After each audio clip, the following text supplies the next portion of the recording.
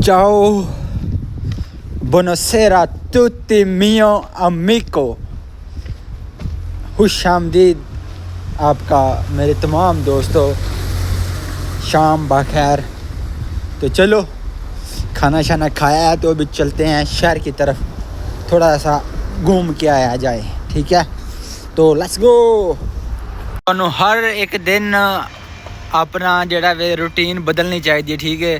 तो अगर खाने तो बाद तुम लेट जाते हो, सौ जाते हो, तो बाहर निकलो, फिरो टुरो, तो जिंदगी नूं इंजॉय करो, ठीक है। जिंदगी बार बार नहीं मिलती, तो नशियां तो दूर रहो, अच्छे दोस्त बनाओ, अच्छा खाओ पियो, तो वालदैन दे आखे लगो, ठीक है। इन्नी कोई जिंदगी इंसान दी।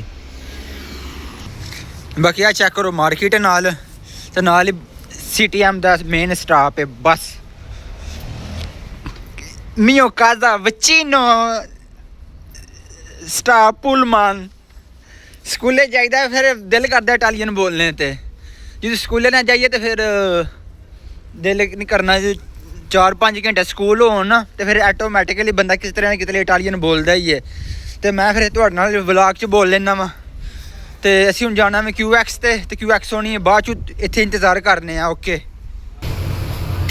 लो गाइस, बह गए बस दे विच, बस हुण जा रही है शहर की तरफ।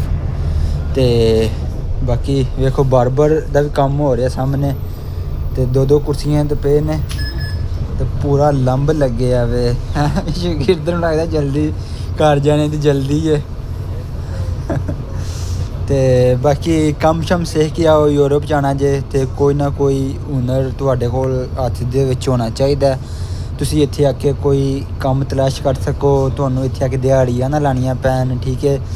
तो सरदिनिया जजीरा आइसलैंड है, तो इत्थे ज़रा इटालिया दे दूसरे जेह्ड़े सूबे ने उन्हां दी निस्बत कम थोड़ा घट्ट है, बड़ा डाकूमेंट दी रेशो इत्थे ज़्यादा वे। डाकूमेंट दूसरे जजीरियां दी निस्बत इत्थे जल्दी मिल जाते हैं। तो पहला कमीशन तुसी कैंप दे विच देना वे, तो पहले कमीशन तो बाद तुसी कैंप छड्ड के इटालिया जिथे मर्जी जाओ, क्योंकि तुहाडा एक दफ़ा कमीशन का खाता ओपन हो जाए तो फिर तुहानू बाद च कोई मसला नहीं हुंदा। तो ओके बाय।